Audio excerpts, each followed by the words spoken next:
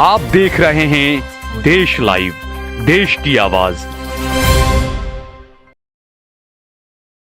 अस्सलाम वालेकुम, आदाब, नमस्कार, सत श्री अकाल। देश लाइव में आपका स्वागत है। मैं हूं सहाल कुरैशी। दोस्तों, 2024 लोकसभा चुनाव के जिस तरीके से नतीजे आए, बीजेपी अपने दम पर नरेंद्र मोदी के नाम पर बहुमत हासिल नहीं कर पाई। भले ही नरेंद्र मोदी तीसरी मर्तबा देश के प्रधानमंत्री बन जाएं, भले ही गोदी मीडिया ये कहे कि नेहरू का रिकॉर्ड टूट चुका है, तीसरी बार जो है वो नरेंद्र मोदी प्रधानमंत्री बन गए या नेहरू के रिकॉर्ड की बराबरी कर ली है। ये तमाम चीजों के बीच एक हकीकत यह है कि नरेंद्र मोदी अपनी साख, अपनी इज्जत गंवा चुके हैं। देश में ही नहीं, पार्टी के अंदर भी अब नरेंद्र मोदी की वो इज्जत और वो वैल्यू नहीं रही। और हैरानी की बात तो यह है कि नरेंद्र मोदी आज इतने ज्यादा टेंशन में नजर आए कि सुबह से शाम तक भाई साहब कपड़े बदलना ही भूल गए, कपड़े चेंज करना ही भूल गए। और जिस भगवे को गले लगाया करते थे, उस भगवे की जगह पर अब जो है वो नरेंद्र मोदी ने हरे रंग को गले लगा लिया। आप देखिए, सुबह से लेकर शाम तक, सुबह राष्ट्रपति से मिले, उससे पहले कुछ कार्यक्रम किया अपने आवास पर ही, और उसके बाद में दोपहर में 4-5 बजे के आसपास एनडीए की मीटिंग भी हुई। तीनों मीटिंग में जो नरेंद्र मोदी हमेशा हर एक घंटे में कपड़े बदला करते थे, वो एक ही कपड़े में नजर आए। और इस बार वो भगवा में नहीं, हरे रंग की कोटी पहन के नजर आए। हरे रंग में आते आते काफी देर कर दिया आपने मोदी जी। दूसरा जो मैं कह रहा हूं कि नरेंद्र मोदी अपना वकार, अपना इकबाल सब कुछ खो चुके हैं, वो इसलिए कि जो स्मृति ईरानी नरेंद्र मोदी का नाम लेने से पहले श्री और नाम लेने के बाद में जी लगाया करती थी, वो अब सीधे बोल रही है नरेंद्र मोदी। लेकिन योगी आदित्यनाथ के नाम के पीछे वो जी लगाना नहीं भूली। इस खबर को आप देखिए। आज मैं नरेंद्र मोदी नरेंद्र मोदी नरेंद्र मोदी योगी आदित्यनाथ जी का विशेष आभार व्यक्त करती हूं। दोस्तों, सिर्फ स्मृति ईरानी ही नहीं, राजनाथ सिंह ने भी एक ट्वीट किया और जीत का श्रेय सीधे तौर पर जेपी नड्डा को दिया, देश की जनता को दिया। राजनाथ सिंह ने अपने ट्वीट में कहीं पर भी नरेंद्र मोदी का जिक्र नहीं किया है। राजनाथ सिंह अपने ट्वीट में लिखते हैं, भाजपा को लोकसभा चुनावों में लगातार तीसरी बार मिली सफलता पार्टी कार्यकर्ताओं के पसीने और परिश्रम की जीत है। सभी कार्यकर्ताओं ने भाजपा के राष्ट्रीय अध्यक्ष श्री जेपी नड्डा जी के दिशा निर्देशन में पूरे देश में भरचक और अनथक प्रयास किए हैं। इसके लिए सभी भाजपा कार्यकर्ताओं का मैं अभिनंदन करता हूं और उनके प्रति आभार व्यक्त करता हूं। यह ट्वीट राजनाथ सिंह ने चुनाव के नतीजे वाले दिन यानी कि 4 जून को शाम 7:53 यानी तकरीबन 8 बजे के करीब यह ट्वीट किया था। इसमें कहीं पर भी नरेंद्र मोदी के नाम का जिक्र राजनाथ सिंह ने नहीं किया है। तो आप देख सकते हैं कि जब तक आप सत्ता में रहते हैं तब तक ही आप सब कुछ होते हैं, लेकिन सत्ता से आप जैसे ही जाते हैं या जो आपका जो चार्म होता है, वो चार्म जब खत्म हो जाता है तो लोग आपको किस तरीके से ट्रीट करने लगते हैं, इसका आप तसव्वुर भी नहीं कर पाए होंगे। और इसीलिए कहा जाता है कि तुमसे पहले वो जो एक शख्स यहां तख्त नशीं था, उसको भी अपने खुद के खुदा होने पर इतना ही यकीन था। ये नरेंद्र मोदी के लिए बिल्कुल सार्थक बैठती है ये पंक्तियां, ये शेर। दूसरा, इज्जत तो गंवाई ही नरेंद्र मोदी ने, लेकिन साथ ही साथ जो नरेंद्र मोदी हिंदू मुसलमान करते रहते थे, वो नरेंद्र मोदी अब हिंदुओं को ही अंदर अंदर लड़ाने लगे हैं।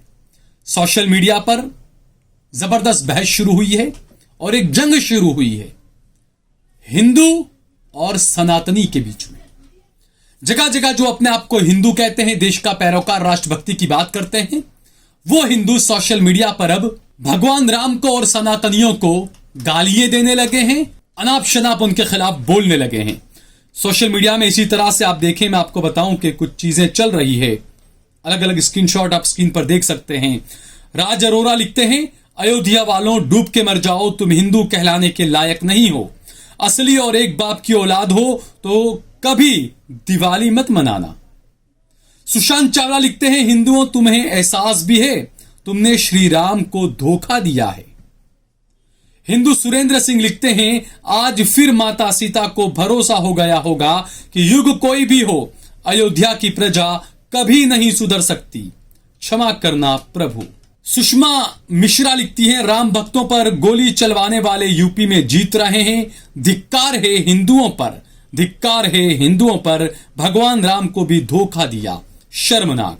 रघुराज रावत लिखते हैं, इतिहास गवाह है कि अयोध्या वासियों ने हमेशा अपने सच्चे राजा के साथ विश्वासघात ही किया है। पी रॉय लिखते हैं, जो अयोध्यावासी माता सीता पर लांछन लगा सकते हैं, वो हम हिंदुओं का क्या साथ देगा, धिक्कार है यूपी वासियों। यश परिहार लिखते हैं, हिंदुओं तुम्हें एहसास भी है, तुमने श्री राम को धोखा दिया है। ये दोस्तों आप देख सकते हैं किस तरीके से नरेंद्र मोदी की वजह से हिंदू और सनातनी के बीच में शाब्दिक जंग शुरू हो चुकी है, एक दूसरे को गरियाने लगे हैं। मैं पहले से कहता था कि हिंदू होने में और सनातनी होने में काफी अंतर है। आज देश की जनता को, यूपी की जनता को, मेरे यूपी के हिंदू भाइयों को, अयोध्या के हिंदू भाइयों को इस बात का एहसास हो चुका होगा कि सनातन और हिंदू काफी अलग चीजें हैं, दोनों अंतर है दोनों में काफी। यह आज एहसास होने लगा होगा। नरेंद्र मोदी ने हिंदू और सनातनियों के बीच में जंग शुरू करवा दी। लेकिन दूसरी तरफ जो योगी आदित्यनाथ, जो काफी नाराज बताए जाते थे नरेंद्र मोदी से, अमित शाह से, उन योगी आदित्यनाथ के समर्थकों ने अब नरेंद्र मोदी और अमित शाह के खिलाफ बड़ा महाज खोल दिया है दोस्तों।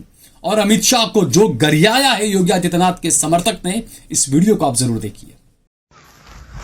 ऐसा है, माननीय अमित शाह जी उर्फ गुजराती नकली चाणक्य अमित शाह, इतना अहंकार मत पालो हाँ कि अब तुम्हारी हालत खराब हो जाए।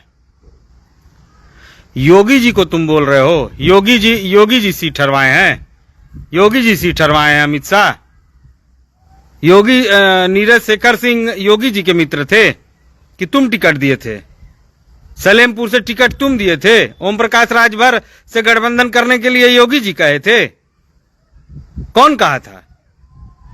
तो जब सब दलाली तुम किए, सब चाटुकारिता तुम निभाए, चोरी तुम किए, ठेका गुजरातियों को बनारस में तुम बांटे, ठेकेदार कितने बनारस में तुमको नहीं पता है? 100 करोड़ रुपया तुम खर्चा करवाए, पूरे ठेकेदारों को बनारस में बसा दिए, सारे गुजरातियों को बनारस में बसा दिए, बेचारे बनारस के व्यापारियों का तुम धंधा चौपट कर दिए, वहां से तुम कमाई करने लगे, अपने बेटे को क्रिकेट एसोसिएशन में घुसाकर वहां दलाली करने लगे, वो पूर्वांचल में तुमने हर सीट बेची। अमित शाह तुमने गाली देने के बावजूद, बाबा के मना करने के बावजूद तुमने ओम प्रकाश से गठबंधन किया, तुमने दारा सिंह चौहान से गठबंधन किया, तुम सबको टिकट बांटे और बोल रहे हो बाबा की कहने से है। बेशरम बेहया आदमी है। अरे तुमको जिता दिया गया इसलिए क्योंकि बाबा थे, नहीं तो तुम तो गुजरात से तड़ी पार थे, अब जेल चले जाते। जो बनाना बिगाड़ना होगा बिगाड़ लेना, कह रहे हैं, समझ गए चोर कहीं का। तो ये चीजें दोस्तों आपने देख ली किस तरीके से नरेंद्र मोदी और अमित शाह ने जो खड्डा खोदा था, जो खाई खोदी थी, अब उन्हीं के लोग उसी खाई के पास ले जाकर इन दोनों को धक्का मारने की तैयारी कर रहे हैं। भले ही नरेंद्र मोदी तीसरी बार प्रधानमंत्री बन जाएं, लेकिन वो इकबाल, वो वकार, वो इज्जत अब नरेंद्र मोदी की ना बीजेपी में रहेगी ना एनडीए में रहेगी। अगर आपको ये वीडियो पसंद आया हो तो इस पर कमेंट करिए, इसे लाइक करिए, इसे ज्यादा से ज्यादा शेयर करिए। अगर आपने हमारा चैनल देश लाइव सब्सक्राइब न किया हो तो हमारे चैनल को जरूर सब्सक्राइब करिए। ज्वाइन बटन दबाकर आप सीधे हमारे अपने चैनल देश लाइव के साथ जुड़ सकते हैं। हमारा ज्यादा से ज्यादा समर्थन करिए। जय भारत, जय हिंद।